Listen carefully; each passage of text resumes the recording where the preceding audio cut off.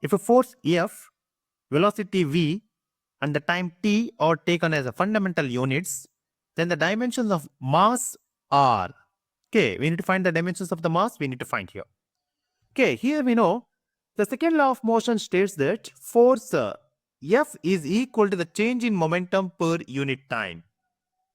And the momentum P is calculated as the product of mass and its velocity, expressed as P is equal to m into V.